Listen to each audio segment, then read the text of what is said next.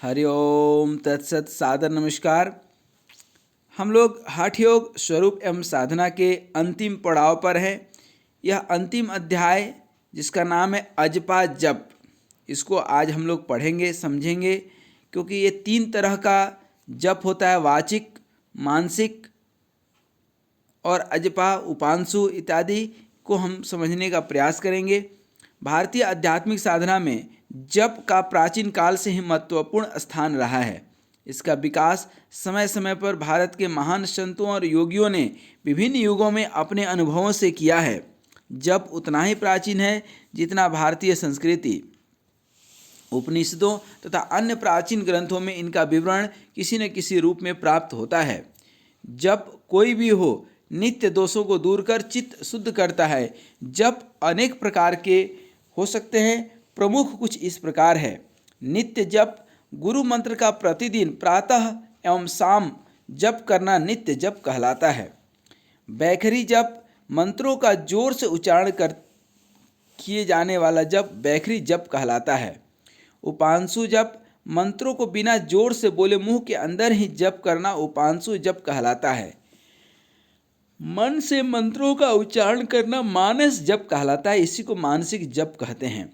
अजपा जप श्वास प्रश्वास की प्रक्रिया पर अपनी चेतना को केंद्रित करके किया जाने वाला जप अजपा जप कहलाता है। श्वास प्रश्वास अर्थात जप करते करते एक स्थिति आएगी कि श्वास प्रश्वास की प्रक्रिया पर अपनी चेतना को केंद्रित करके जो है व्यक्ति, क्योंकि ये श्वास तो हमेशा चलते रहेगा और श्वास के साथ ही मंत्र जो है इसके साथ संलग्न हो जाएगा, तो अपने आप जो है चलते रहेगा जप।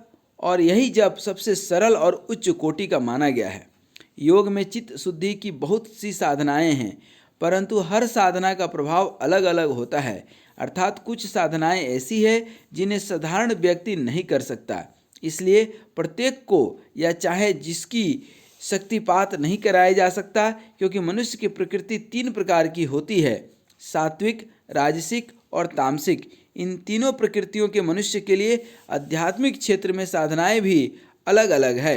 यदि तामसिक प्रकृति के मनुष्य को सात्विक प्रकृति की साधना करवाई जाएगी या सात्विक प्रकृति के मनुष्य को तामसिक प्रकृति की साधना कराई जाएगी तो वह निश्चित पागल या रोगी हो जाएगा।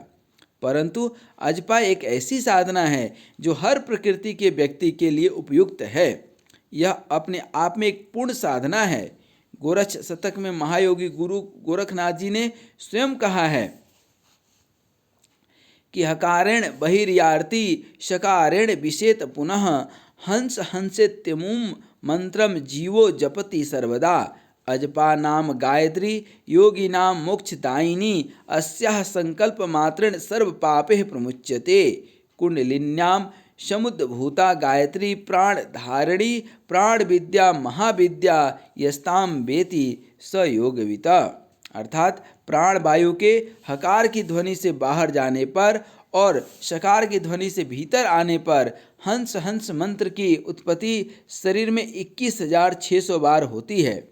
इस हंस मंत्र से सोहम शब्द की उत्पत्ति होती है। इस हंस मंत्र का जप ही अजपा गायत्री है।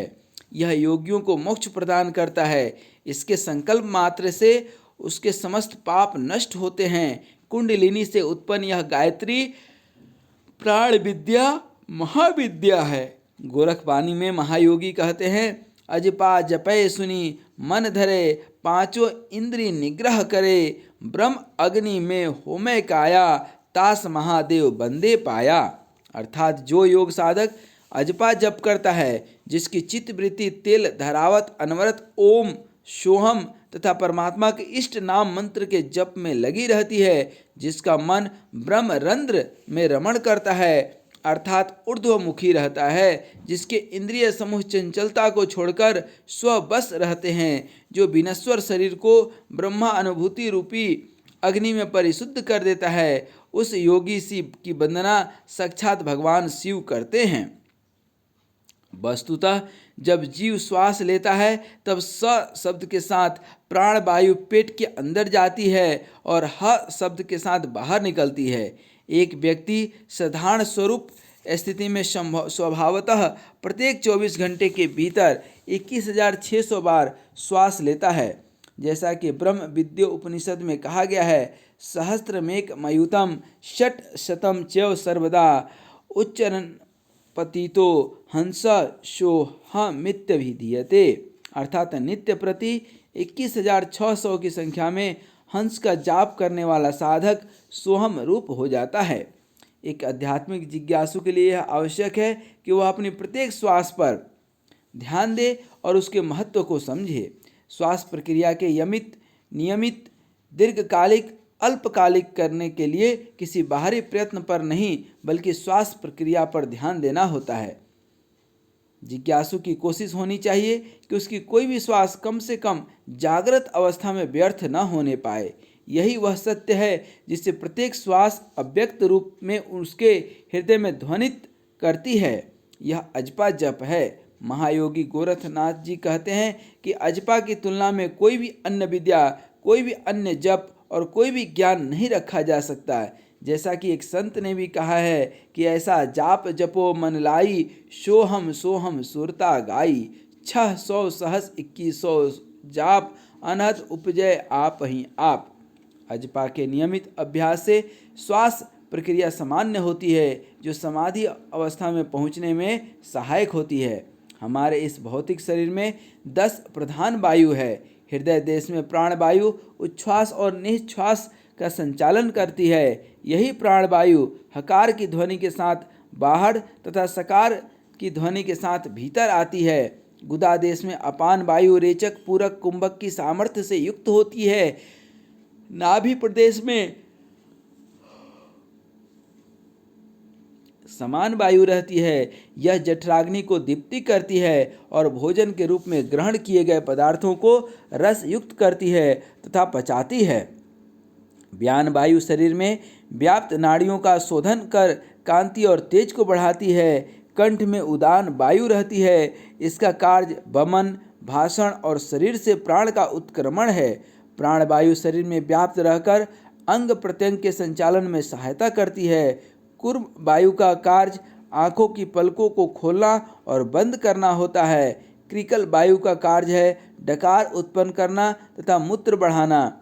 देवदत्त वायु जम्हाई लेने में सहायता करती है तथा धनंजय वायु समस्त शरीर में व्याप्त रहकर अव्यक्त नाद उत्पन्न करती है। सिद्ध सिद्धांत पद्धति के अनुसार हकारः कीर्तितः सूर्यकंठारश्चंद्र उच्यते सूर्या चंद्रमस योग आद हठयोगो निगद्यते।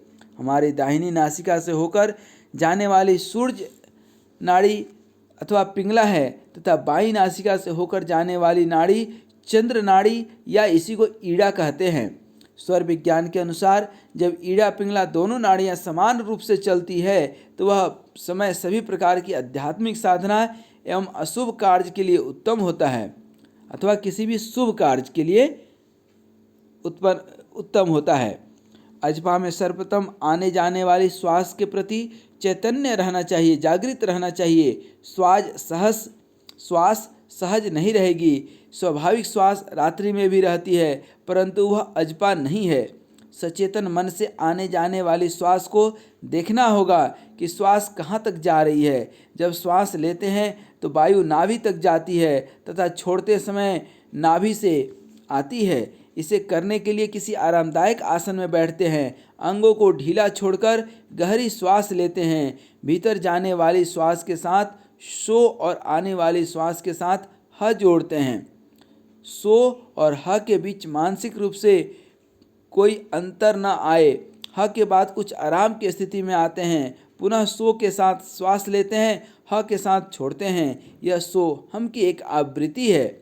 कुछ समय पश्चात अजपा बंद करिए और शून्य में अपनी चेतना को ले जाकर चक्र पर ध्यान करिए। जो भी विचार आए उन्हें हटाकर केवल शून्य का ध्यान रखिए।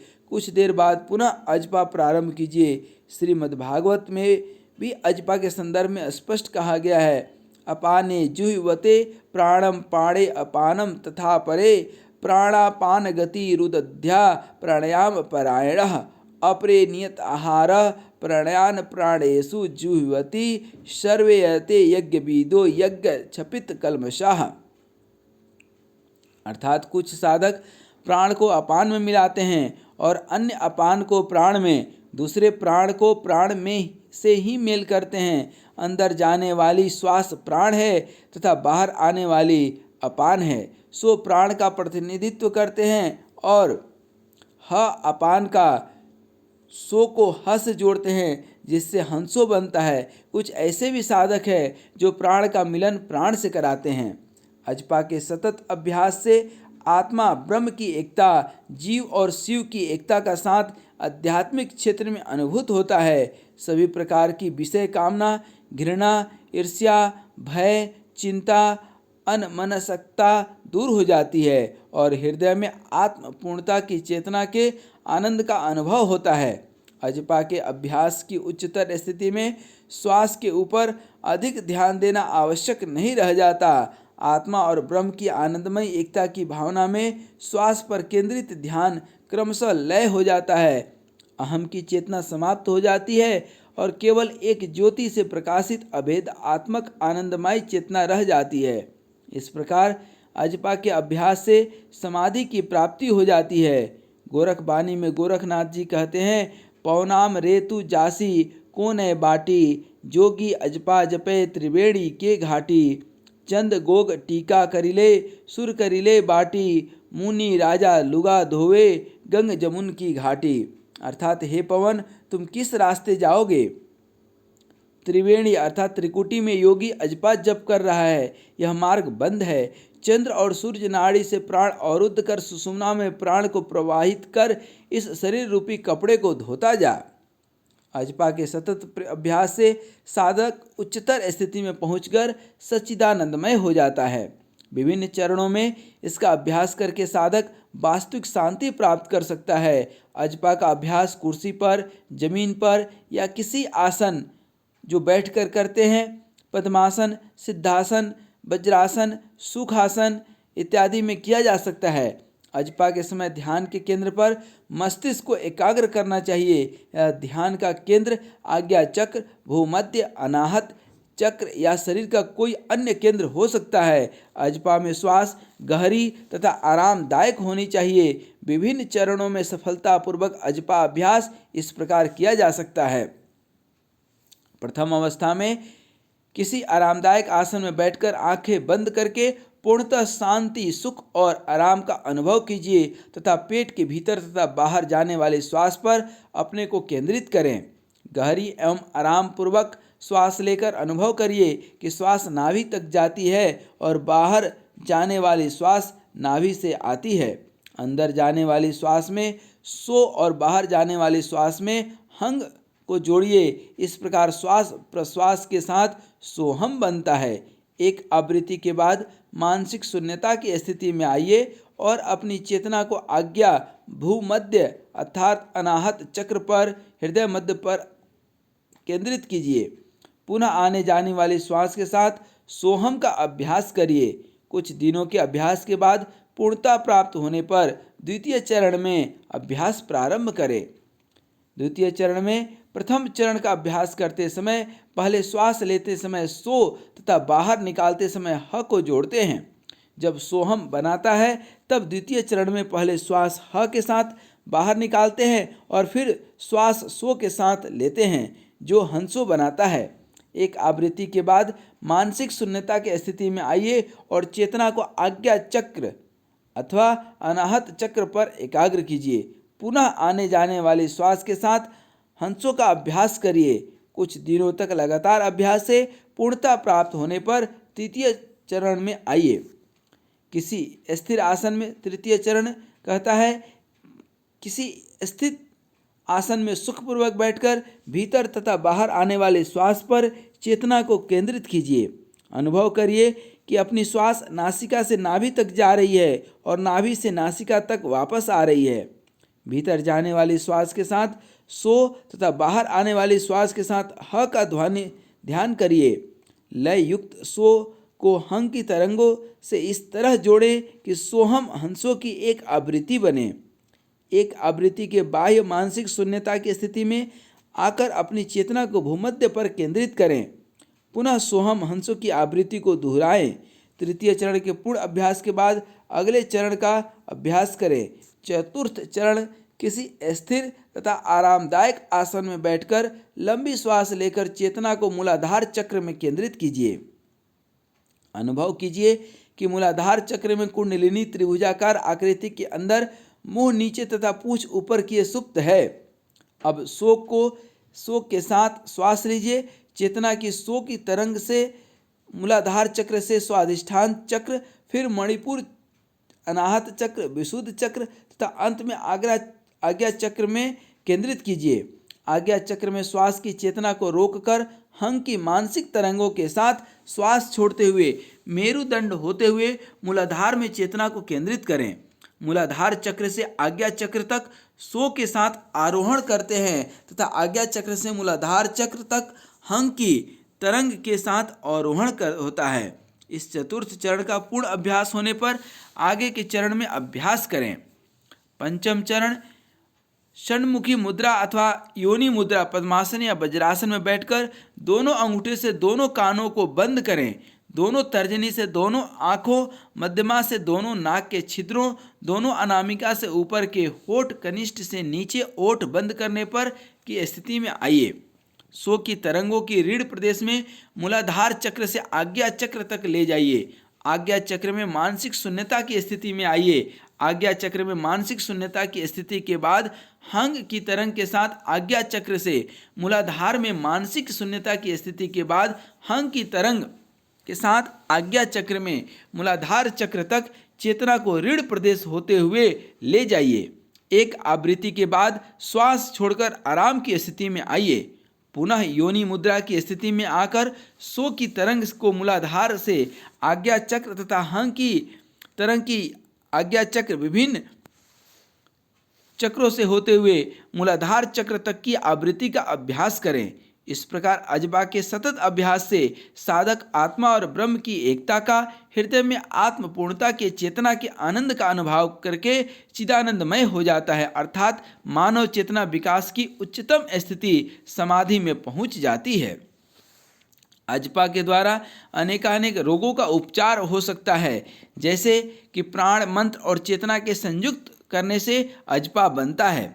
यह केवल पूजा और जप का एक तरीका मात्र नहीं है। अजपा केवल साधना नहीं है। अजपा सिर्फ समाधि भी नहीं है। अजपा सिर्फ प्राणायाम भी नहीं, वरन अजपा मनुष्य के तीनों अधिभौतिक, आधिदैविक और आध्यात्मिक तापों का शमन करता है। शारीरिक, मानसिक और आध्यात्मिक, दैहिक, दैविक और भौतिक तीनों तापों को, विभिन्न तनाव, क्रमशः शारीरिक, मानसिक, आध्यात्मिक, भावनात्मक, पारिवारिक इत्यादि सभी तनावों को दूर कर शांति प्रदान करता है। अजपा का सतत अभ्यास कुंडलिनी जागरण में भी सहायक होता है। अजपा अनिद्रा, हृदय रोग, सिर दर्द आदि अनेक रोगों में भी रामबाण साबित हुआ है। 3 प्रकार के तापों को शमन करने के लिए नाथ सिद्धों ने एक मंत्र दिया, जिसे अजपा गायत्री कहते हैं। इसके विभिन्न चक्रों के स्थान, देवता तथा अजपा की संख्या बताई गई है। इसका अभ्यास करने से साधन सभी प्रकार के तापों का शमन करके परम सुख और शांति का अनुभव करता है। हरि ओम तत्सत।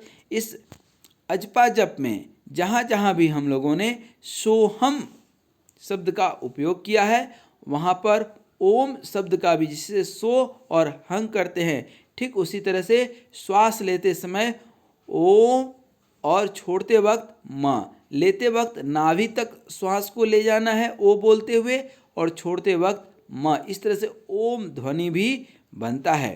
तो जो है ओम के जप से भी सोहम के तरह ही शरीर में अनेकानेक तरंग पैदा होते हैं, और बिल्कुल जो है बिल्कुल एक जैसी, जिस तरह से सोहम उसी तरह से ओम मंत्र का जप कर सकते हैं। और इस तरह से हम लोगों ने देखा कि यह अजपा मंत्र का जो जप होता है वाचिक और जो है उपांशु, और अजपा जप जो है मानसिक जप के ऊपर भी यह कह सकते हैं, क्योंकि श्वास के लय के साथ, श्वास प्रश्वास के साथ हमारा गुरु मंत्र जुड़ गया। तो न चाहते हुए भी आप श्वास तो लेंगे ही, श्वास प्रश्वास तो स्वाभाविक प्रक्रिया से चलते ही रहेगा। श्वास कभी रुक नहीं सकता है। यह तो जीवन के साथ ही, जब जीवन रुकेगा तो ही, इसलिए हर एक मंत्र, गुरु मंत्र दिन में 21,600 बार बड़े आराम से हम जप कर सकते हैं। आज यहीं तक। तो आइए हम अजपा जप करें। भगवान का नाम, जो भी इष्ट नाम है उसको हम अपने श्वास से जोड़ लें। हर श्वास में हम भगवान का नाम लेते रहें। ओम ओम ओम ओम ओम ओम ओम ओम ओम ओम ओम ओम ओम ओम। तत्सत। हरि ओम।